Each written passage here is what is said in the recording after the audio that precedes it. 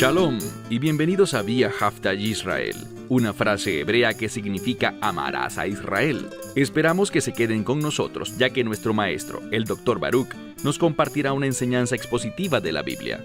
El Dr. Baruch es profesor titular del Instituto Sera Abraham, con sede en Israel.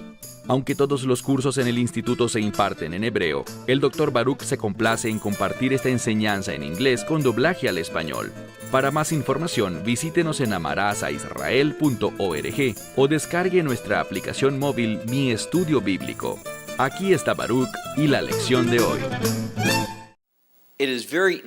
Resulta muy natural para nosotros el ponernos por encima de los demás y creer que nuestros deseos, anhelos, necesidades y problemas deben tener prioridad sobre los de los demás.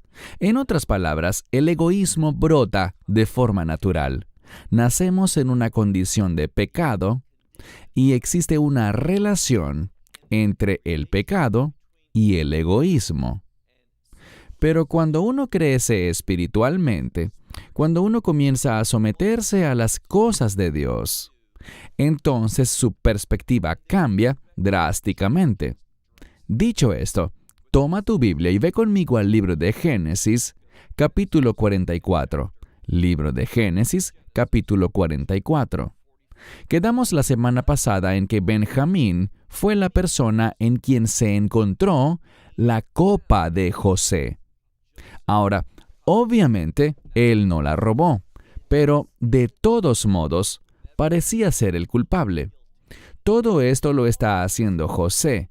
Él está orquestando esto para provocar un crecimiento espiritual en sus hermanos.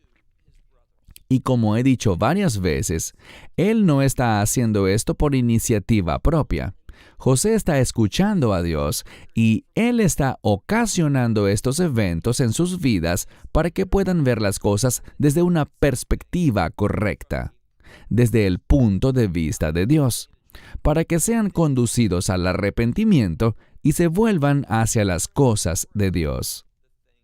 Encontramos que Benjamín, por lo que puede verse, es culpable y, de acuerdo con las reglas, tendrá que quedarse en Egipto y no podrá regresar a la tierra de Canaán para estar allí con su padre. Hicimos hincapié la semana pasada en esa relación especial que había entre Jacob y los dos hijos de Raquel. Estoy hablando de José, a quien Jacob creía muerto, y ahora también de Benjamín. Estos dos jóvenes estaban conectados de manera única con Jacob. Dios tenía un propósito para José y esta familia. Me refiero a Jacob, Raquel y sus hijos. Ellos eran de especial importancia. Ahora, ¿qué sucede? Benjamín, al ser culpable, desde el punto de vista egipcio, tendrá que ser encarcelado y convertirse en esclavo de José para siempre. ¿Ven algo? Ahora Benjamín está teniendo, aparentemente, el mismo destino que José, quien fue vendido como esclavo, y los hermanos son responsables. Así se sienten. Pero veamos lo que dice el verso 18. Génesis 44, verso 18. Noten lo que dice. Vayigash Elav Yehudá. Ahora, menciono Vayigash porque ese es el nombre de la porción de la Torá que comienza con este verso. Y es muy importante porque ahí se hace un énfasis. Los sabios del judaísmo eligieron esta palabra para comenzar una nueva porción de la Torá debido a su importancia. Vayigash significa y él se acercó. ¿Quién está haciendo eso? Judá. Aquí tienen otro buen ejemplo en el que Judá asume el liderazgo. A pesar de que él es el cuarto hijo, está actuando como el líder de los hijos de Israel.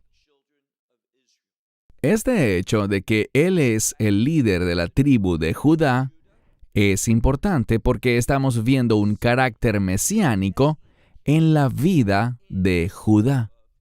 Sigamos leyendo el verso 18. Y Judá se acercó a él, es decir, se acercó a José. Y por supuesto, ninguno de los hermanos sabe que es José con quien han estado tratando. Eso sigue siendo así. Y Judá dijo, y aquí tenemos un término de súplica, uno de gran respeto. Podríamos traducirlo como, por favor, mi señor. Tu siervo, está hablando de sí mismo, de Judá, tu siervo hablará una palabra en los oídos de mi señor. Esto significa que está pidiendo permiso, al decir por favor. Usa dos palabras diferentes, una es bi y la otra es na. Por lo general, solo se usa una de ellas, pero ambas están presentes en el texto hebreo, así que es una fuerte súplica, una petición que se hace con gran respeto. En otras palabras, Judá se humilla a sí mismo y se humilla de dos maneras. Una es lo que está dispuesto a hacer, y llegaremos a eso en un momento. Veremos que está dispuesto a intercambiar su vida por la vida de Benjamín, y eso lo hace por amor y sumisión a su padre. Ahora, espero que eso les parezca familiar.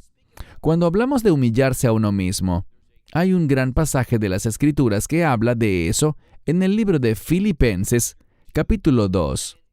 Vemos ahí una conexión, porque comencé nuestro estudio de este pasaje hablando sobre no ser egoísta, considerar a los demás antes que a uno mismo. Y en Filipenses capítulo 2, eso es justo lo que Pablo nos exhorta a hacer, a ti y a mí, a todos los creyentes, estimar a los demás por encima de nosotros mismos, dar mayor importancia a sus vidas que a nuestra propia vida. Y tras decir eso, Pablo pasa a hablar del Mesías cuando dice, tengan en ustedes esta actitud que hubo también en el Mesías, quien se humilló a sí mismo y se humilló hasta la muerte, y muerte de cruz. Así que encontramos algo similar, porque Judá dice, por favor, mi Señor, permíteme hablar una palabra en tu oído. Ahora, veamos qué significa esto. Es una construcción singular y está muy claro lo que está diciendo. Él dice, quiero que me escuches, pero no usa la palabra lakshif, escúchame por favor. Ni la palabra lishmoa, quiero que escuches y respondas a lo que estoy diciendo. No, él usa la palabra que significa escuchar, pero esta palabra contiene a su vez la palabra oído.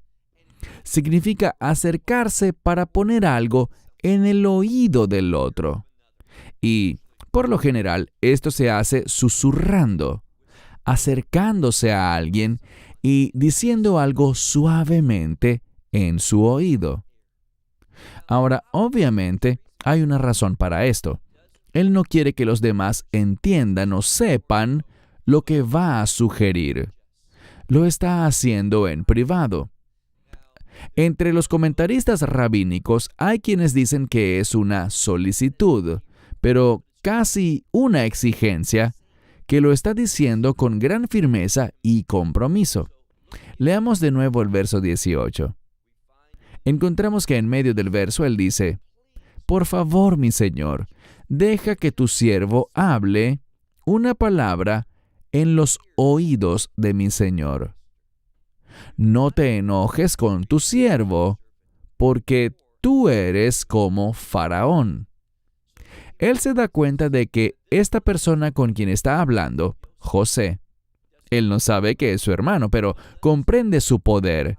Él comprende que este hombre es como Faraón, de pie ante él, y le muestra todo el respeto posible a esta persona.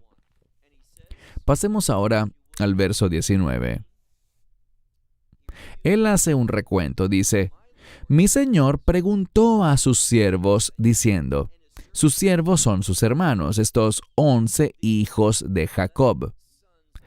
Él dice, mi señor, ese es José, el gobernante de Egipto, tú preguntaste a tus siervos, es decir, a nosotros, diciendo, ¿tienen ustedes un padre o un hermano? Él dice, quiero que entiendas lo que ha sucedido aquí. Nos preguntaste si teníamos un padre o un hermano. Verso 20. Y le dijimos a mi señor, tenemos un padre anciano, Av Saken, y el hijo de su vejez es muy joven, es pequeño, y su hermano está muerto. Aquí vemos que ellos están diciendo, sí, tenemos un padre anciano, el hijo de su vejez, quien es muy joven, y su hermano que está muerto. Y obviamente es al hermano que supuestamente murió a quien se están dirigiendo. Continuemos con el verso 20, segunda parte. Y solo él queda de su madre. Lo que está diciendo es que este joven, refiriéndose a Benjamín, que solo queda él, el padre ha quedado solo sin su esposa porque ella ya está muerta, obviamente. Y el único que queda para Jacob es ¿quién? Este hijo, Benjamín. Leemos al final del verso 20, dice, y su padre lo ama. Esto no es para indicar una preferencia, sino una conexión especial. Sabemos que Raquel era la mujer a la que Jacob amaba, la que él había elegido para casarse. Ahora, ella está muerta, y debido a que José y Benjamín nacieron cuando Jacob era mayor, hemos hablado de que él tuvo más tiempo para pasar con ellos. Los otros hermanos eran mucho mayores, ellos estaban a cargo de la hacienda, así que Jacob estaba libre para invertir tiempo en José, y ahora, después de la muerte de José, según él creía, puso toda su energía en Benjamín. Dice aquí, su padre lo ama. Miremos ahora el verso 21. Y tú le dijiste a tus siervos, tráiganmelo para que yo pueda poner mis ojos sobre él. Le está diciendo, tú pediste que lo trajéramos, y le dijimos a mi señor que no era posible que este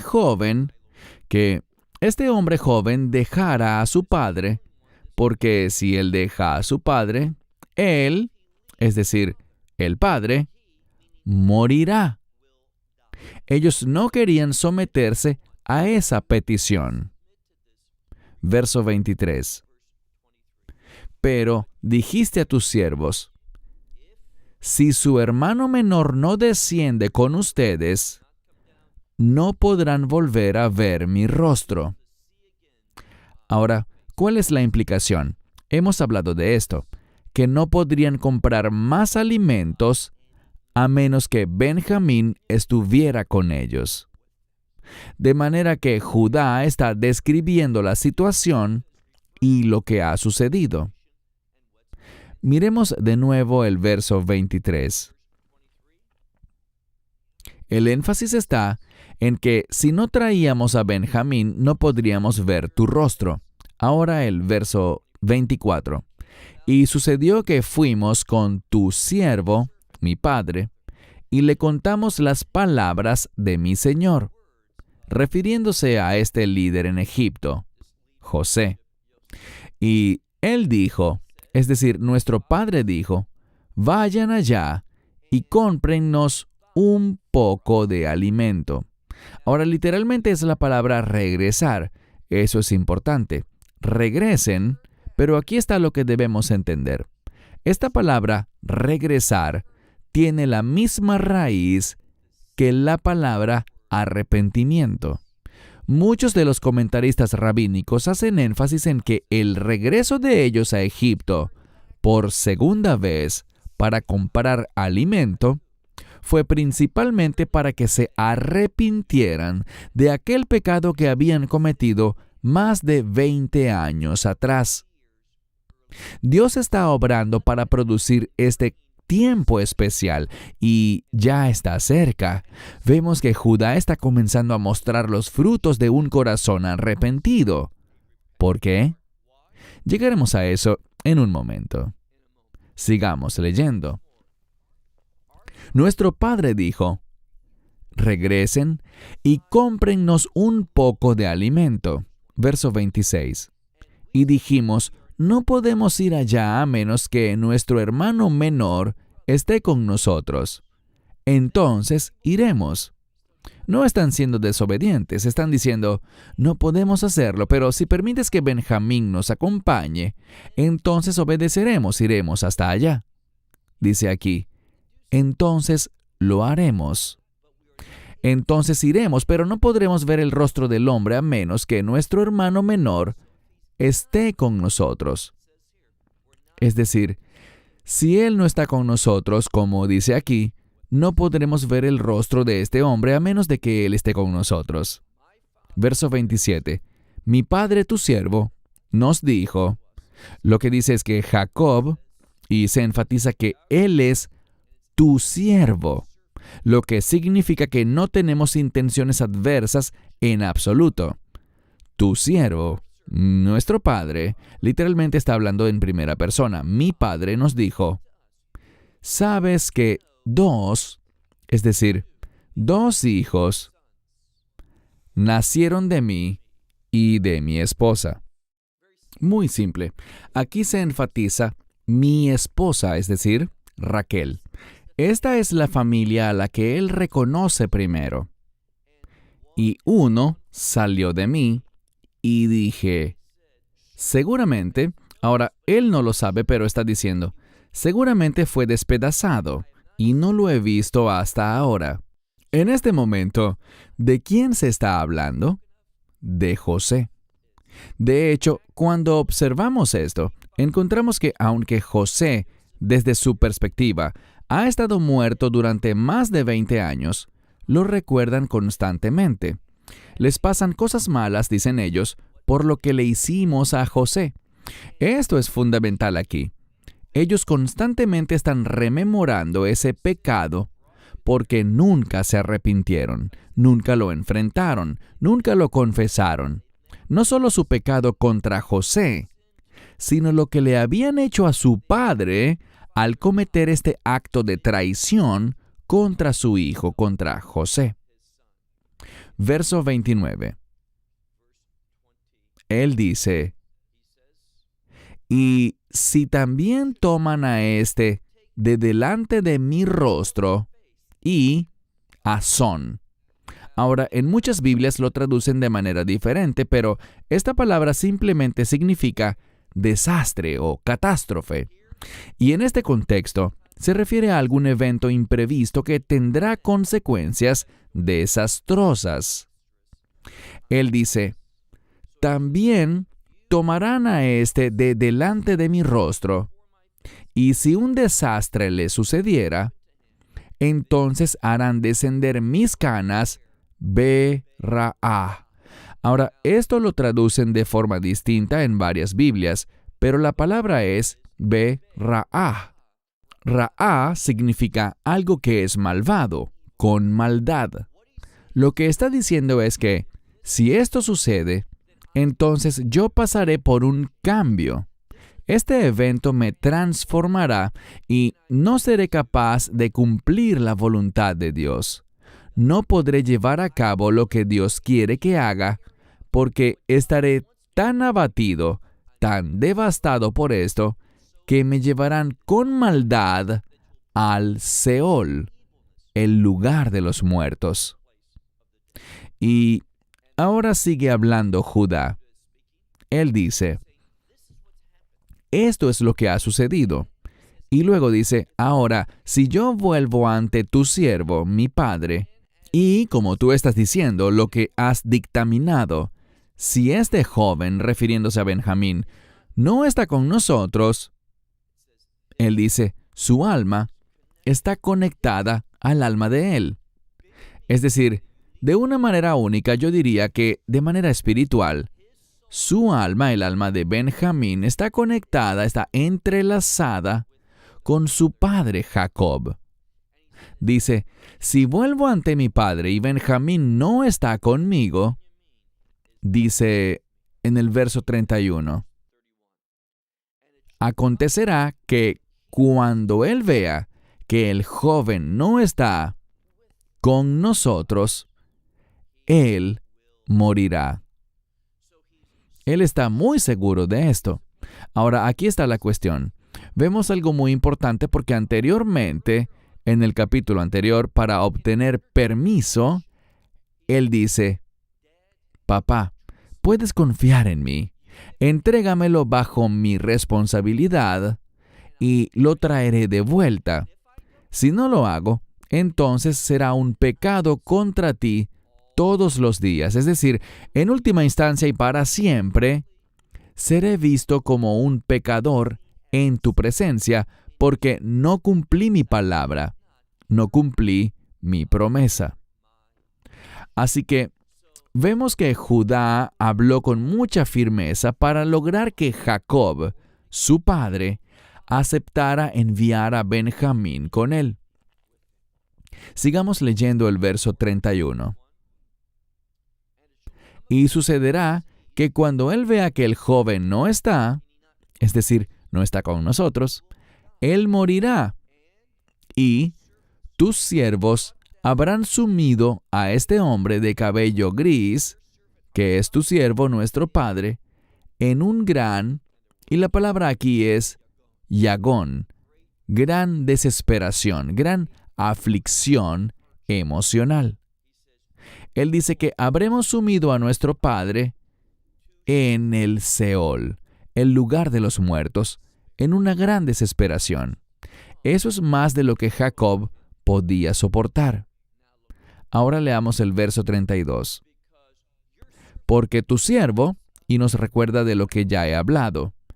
Él dice, porque tu siervo, refiriéndose a sí mismo, Judá, porque tu siervo es responsable de este joven ante su padre, diciendo, si no lo traigo ante ti, he pecado contra mi padre todos los días. Lo que está pasando aquí es que Judá está diciendo, escucha, esto es muy importante para mí y es muy importante para mi padre.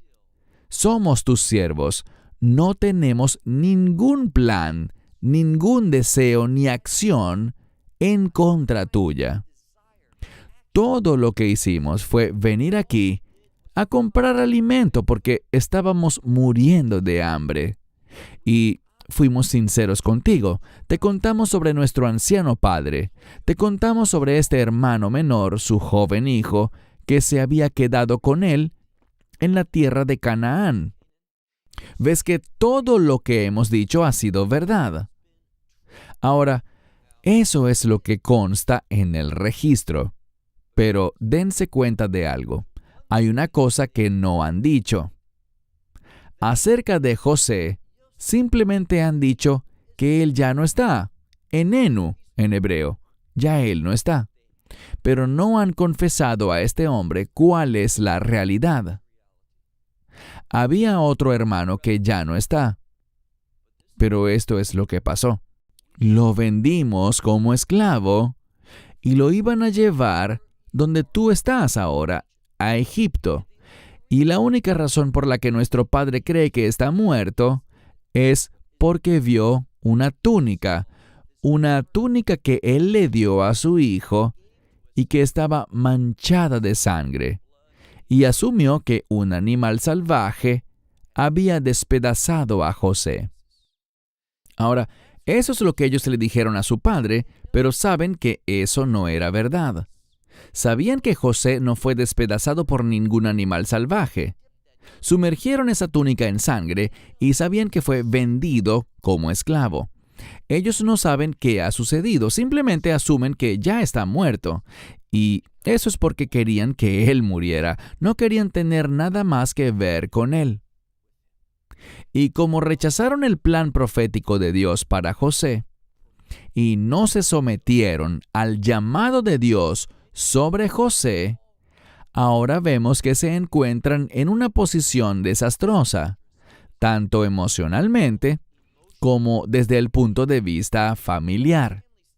Están pensando en dos cosas. Primero, en el dolor que sufrirá su padre, Jacob, cuando regresen a la tierra, como se les instruyó al final del capítulo, o mejor dicho, al principio del capítulo 44, sintiéndose afligidos por la idea de regresar a la tierra sin su hermano. Y también el hecho de que su hermano será esclavo por el resto de su vida. Estará lejos y separado de ellos. Eso estaba más allá de lo que Judá podía soportar. Y como él no quería pecar contra su padre, y esto es muy importante, Judá no quería pecar contra su padre. Noten lo que dice. Pasemos ahora al verso 33. ¿Y ahora? Y esta palabra indica urgencia. También puede indicar importancia. Y ahora, apresuradamente, con un sentido de urgencia, él quería resolver esto ya porque era importante para él. Y ahora, tu siervo se quedará en el lugar del joven. Y dice, y seré un esclavo de mi Señor. Lo que está diciendo es esto: permíteme tomar su lugar.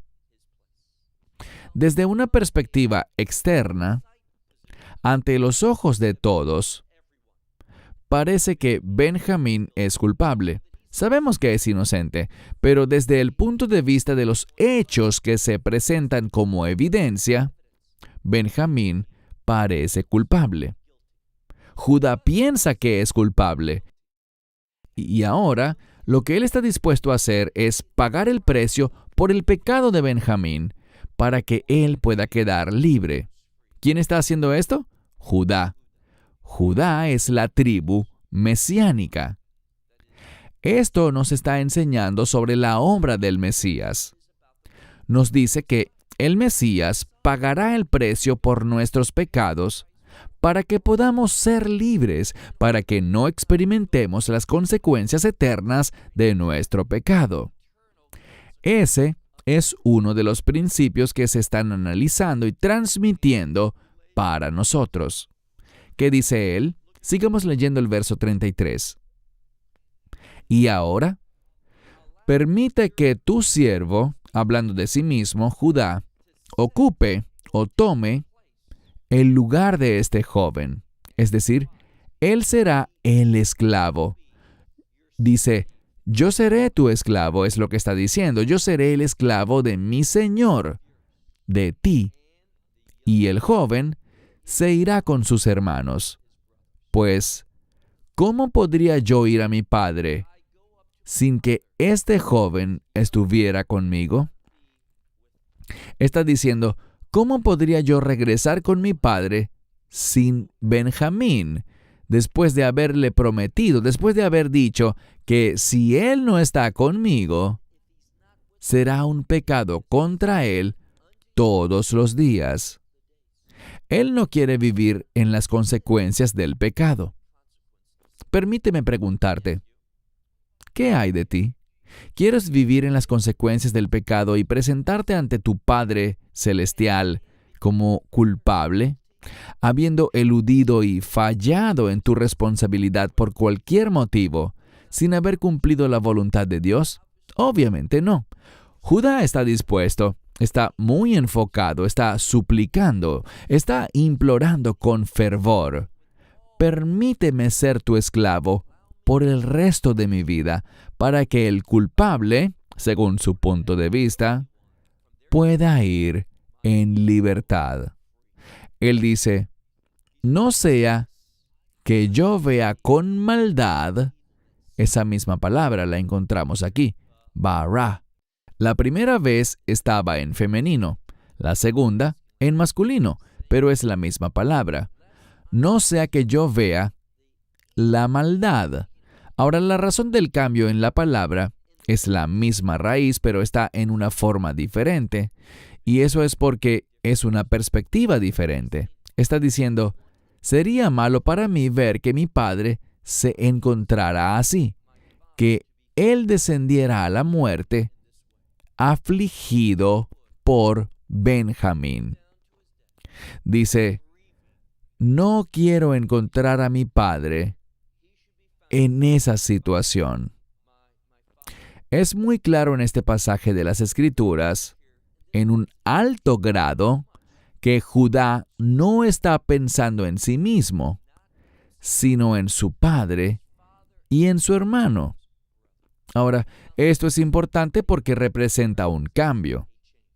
Está pasando de una mentalidad egoísta a una mentalidad sacrificial. Y esta es la mentalidad que realmente tenía el Mesías. Y también debería ser nuestra mentalidad, ahora y en el futuro. Esa es la clave. Una y otra vez en esta sección del libro de Génesis vemos una verdad acerca del Mesías, y esa verdad acerca del carácter del Mesías también debería ser acogida por nosotros, para que podamos vivir de una manera similar, para que podamos encontrar aquí la verdad y actuar en ella como Pablo nos exhorta. ¿Y cómo es eso? Esa mentalidad que estaba en el Mesías esté también en ustedes. Podríamos decirlo así. Esta mentalidad, esa nueva forma de pensar que estaba en Judá, también debemos tenerla nosotros para poner a otros por encima de nosotros, que sus necesidades, sus situaciones, tengan prioridad sobre nosotros, debido a lo que encontramos en el nuevo pacto. Es el mismo mensaje. Consideren a los demás como superiores a ustedes mismos. Sean humildes y piensen en los demás antes de pensar en ustedes mismos. Y al hacerlo, crecerás, caminarás y te comportarás a semejanza del Mesías, que no se consideró a sí mismo, sino que se humilló, incluso hasta la muerte y muerte de cruz. Con esto termino. Hasta la próxima semana, cuando avanzaremos a un nuevo capítulo, el capítulo 45. Shalom desde Israel. Shalom from Israel. Esperamos que te hayas edificado con el mensaje de hoy y lo compartas con otros. Te invitamos a seguir nuestros estudios cada semana por este canal y por el portal de YouTube de Amarás a Israel. También puedes descargar nuestra aplicación móvil gratuita, Mi Estudio Bíblico. Finalmente, para obtener más información sobre nosotros, visita nuestra web amarasaisrael.org, donde encontrarás otras conferencias de Baruch en audio, video y texto. Hasta el próximo programa. Que el Señor te bendiga en Yeshua HaMashiach, Jesús el Mesías, mientras caminas con Él. Shalom desde Israel.